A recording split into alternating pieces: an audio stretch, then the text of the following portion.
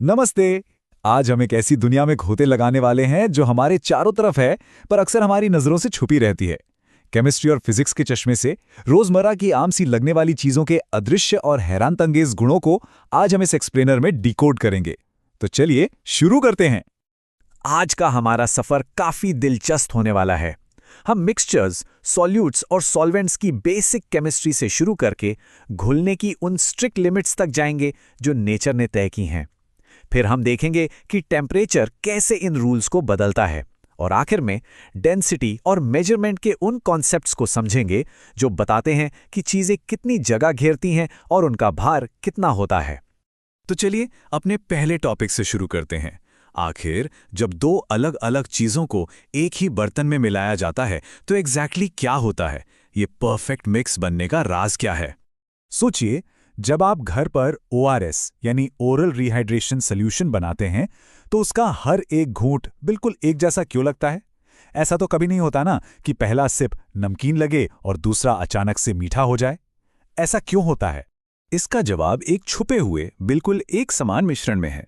जब आप नमक या चीनी पानी में डालते हैं तो ये सॉलिड हिस्से, जिन्हें हम साइंस की भाषा में सॉल्यूट्स कहते हैं, वो लिक्विड सॉल्वेंट में पूरी तरह से घुल जाते हैं। ये इतने बराबर तरीके से बढ़ जाते हैं कि एक परफेक्टली यूनिफॉर्म मिक्सचर तैयार होता है जिसे हम सॉल्यूशन कहते हैं। अब इसी बात को एक और तरीके से समझते हैं। एक ग्लास में नमक और पानी का बिल्कुल साफ ट्रांसपेरेंट मिक्सचर लीजिए, जहां सब कुछ परफेक्टली घुला हुआ है। ये एक यूनिफॉर्म मिक्सचर है। लेकिन वहीं अगर आप पानी में लकड़ी का बुरादा डाल दें तो क्या होगा? वो पानी में इवनली घुलने के बजाय यहां वहां तैरता रहेगा। यही तो एक नॉन यूनिफॉर्म मिक्सचर है। फर्क बिल्कुल साफ है ना? अच्छा, अब एक मजेदार एग्जाम्पल लेते हैं, गुलाब जामुन का। हम सब जानते हैं कि इसकी गाढ़ी चाशनी बनाने के लिए ढेर सारी ठोस चीनी और उसके मुकाबले काफी कम पानी लगता है। पर यहाँ एक बड़ा ट्विस्ट है। साइंस के हिसाब से चाहे पानी की मात्रा कम ही क्यों न हो, फिर भी पानी को ही सॉल्वेंट माना जाएगा और चीनी को सल्यूट। आमतौर पर हमें लगता है कि जो ज्यादा है वही सॉल्वेंट होगा, पर यहाँ नियम बिल्कुल अलग हैं। आगे बढ़ते हैं। हमने ये तो समझ लिया कि चीजें घुलती कैसे हैं, पर क्या इसकी कोई लिमिट है? बिल्कुल है। एक पॉइंट ऐसा आता है जब लिक्विड, चाहे वो पानी ही क्यों ना हो, सीधे तौर पर कह देता है, बस अब और नहीं। इस लिमिट को समझने के लिए दो वर्ड्स को जानना जरूरी है, डाइल्यूट और कॉन्सेंट्रेटेड। और हाँ, ये दोनों टर्म्स रिलेटिव हैं। जैसे एक ग्लास पानी जिसमें सिर्फ 1 चम्मच नमक है, वो एक डाइल्यूट यानी हल्का सोल्यूशन है। पर अगर आप उसी ग्लास में 4 चम्मच नमक और मिला दें तो अब वो पहले के मुकाबले एक हाईली कॉन्सेंट्रेटेड यानी गाढ़ा सोल्यूशन बन जाएगा। लेकिन जैसे मैंने कहा, हर सॉल्वेंट की एक कैपेसिटी होती है। अगर आप उस कॉन्सेंट्रेटेड सॉल्यूशन में नमक डालते ही रहें तो आखिर में क्या होगा? नमक घुलना बंद हो जाएगा और ग्लास के बॉटम पर जमा होने लगेगा। जब तक नमक आसानी से घुल रहा था तब तक वो एक अनसैचुरेटेड सॉल्यूशन था, पर जैसे ही ठोस नमक नीचे बैठने लगा, इसका मतलब है कि अब वो अपनी फुल कैपेसिटी पर आ गया है और एक सैचुरेटेड सॉल्यूशन बन चुका है। और एग्जैक्टली इसी फाइनल लिमिट को हम सॉल्युबिलिटी कहते हैं। आसान शब्दों में, किसी दिए गए फिक्स अमाउंट के सॉल्वेंट में सॉल्यूट की जो मैक्सिमम मात्रा घुल सकती है, वही उसकी सॉल्युबिलिटी है। यही लिमिट तय करती है कि एक दिए गए टेम्परेचर पर कोई चीज कितनी घुलेगी। मैंने अभी टेम्परेचर का जिक्र किया और ये हमारा अगला पॉइंट है। टेम्परेचर में थोड़ा सा भी बदलाव इस पूरी गेम के रूल्स को कैसे पलट सकता है, ये जानना वाकई फैसिनेटिंग है। चलिए इसे एक एक्सपेरिमेंट से समझते हैं। मान लीजिए आपने 20 डिग्री सेल्सियस पर बेकिंग सोडा का एक सैचुरेटेड सॉल्यूशन बनाया, जहां और सोडा बिल्कुल नहीं घुल रहा। अब अगर आप उसे हीट करना शुरू करें और टेम्परेचर को 70 डिग्री सेल्सियस तक ले जाएं, तो गैस कीजिए क्या होगा? जो सोडा नीचे बैठ गया था वो अचानक से घुलने लगता है। यानी हीट ने एक सैचुरेटेड सॉल्यूशन को वापस से अनसैचुरेटेड बना दिया और नई जगह क्रिएट कर दी। ये सिर्फ किताबी बातें नहीं हैं, इसका रियल वर्ल्ड इंपैक्ट बहुत बड़ा है। हजारों सालों से आयुर्वेदा में हर्ब्स की पोटेंसी निकालने के लिए घी और दूध को सॉल्वेंट की तरह हीट किया जाता रहा है, और इसी डीप अंडरस्टैंडिंग का इस्तेमाल करके डॉक्टर असीमा चैटर्जी ने प्लांट से जरूरी कंपाउंड्स एक्सट्रैक्ट किए और मलेरिया जैसी बीमारियों के खिलाफ ग्राउंड ब्रेकिंग दवाइयां बनाए। ये दिखाता है कि सॉल्वेंट्स की सही समझ दुनिया बदल सकती है। पर यहां एक माइंड ब्लोइंग कैच है। हीट सॉलिड्स को लिक्विड्स में घुलने में भले ही मदद करती हो, पर गैसेस के केस में ये बिल्कुल उल्टा काम करती है। अगर आप पानी को गर्म करेंगे तो उसमें घुली हुई ऑक्सीजन गैस बाहर निकलने लगती है, और ये पानी में रहने वाले जीवों के लिए एक बहुत बड़ा संकट बन सकता है, क्योंकि उन्हें जिंदा रहने के लिए ऑक्सीजन की सख्त जरूरत होती है।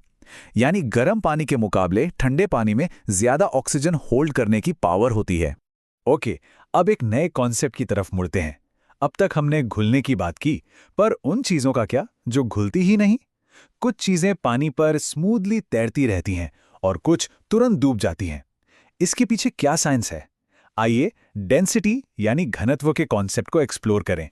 डेंसिटी को समझने के लिए एक सिंपल एनालॉजी लेते हैं। एक ऐसी बस इमेजिन कीजिए जो लोगों से खचाखच भरी है, और उसके बगल में एक बिल्कुल खाली बस। या फिर एक बेहद घना जंगल जहां पेड़ एक दूसरे से बिल्कुल सटे हुए हैं, वर्सेस एक ऐसा इलाका जहां पेड़ दूर दूर बिखरे हों। डेंसिटी बेसिकली यही बताती है कि एक दी गई जगह में मैटर कितनी टाइटली पैक किया हुआ है। अगर इसे मैथमेटिक्स में डिफाइन करना हो तो फॉर्मूला बड़ा सीधा सा है, density equals mass divided by volume. मतलब किसी सब्सटेंस के एक निश्चित यूनिट वॉल्यूम में टोटल कितना मास यानी कितना मैटर मौजूद है। और सबसे खास बात यह है कि डेंसिटी किसी ऑब्जेक्ट के बाहरी शेप या साइज पर निर्भर नहीं करती। ये सिर्फ इस बात पर डिपेंड करती है कि उसके अंदर का मैटर कितने करीब से जुड़ा हुआ है। एक कॉन्क्रीट एग्जाम्पल लेते हैं। एल्यूमिनियम की रिलेटिव डेंसिटी 2.7 होती है। अब इसका मतलब क्या है? इसका सीधा सा मतलब है कि एल्यूमिनियम पानी के मुकाबले एग्जैक्टली 2.7 गुना ज्यादा डेंस है। जब भी हम किसी चीज की डेंसिटी को पानी के साथ कंपेयर करते हैं तो उसे रिलेटिव डेंसिटी कहते हैं। क्योंकि ये सिर्फ एक कंपैरिजन है, इसलिए इसका कोई वेट या मेजरमेंट यूनिट नहीं होता। ये सिर्फ एक सिंपल नंबर होता है।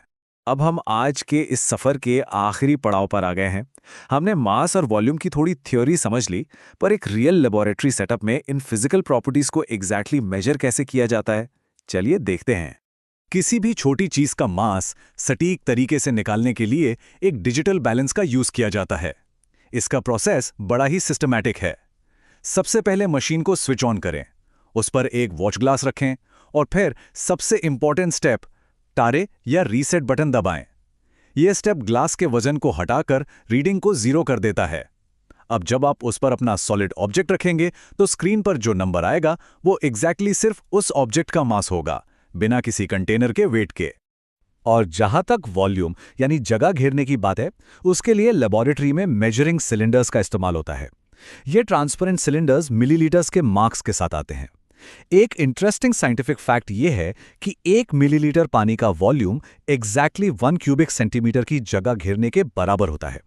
इन सिलेंडर्स को देखकर हम आसानी से बता सकते हैं कि किसी लिक्विड ने कितनी जगह घेरी है। तो इस एक्सप्लेनर को हम छोड़ते हैं एक ऐसे सवाल के साथ जो सच में दिमाग की बत्ती जला देगा। हमने देखा कि किसी ऑब्जेक्ट की डेंसिटी ये तय करती है कि वो पानी में डूबेगा या तैरेगा, पर जरा सोचिए, अगर हम किसी ऑब्जेक्ट की बजाय खुद उस लिक्विड की डेंसिटी को ही बदल दें तो क्या होगा? क्या ऐसा करने से डूबने और तैरने के रूल्स पूरी तरह फ्लिप हो सकते हैं? सोचिएगा जरूर। साइंस हमेशा ऐसे ही अद्भुत सवालों से आगे बढ़ती है।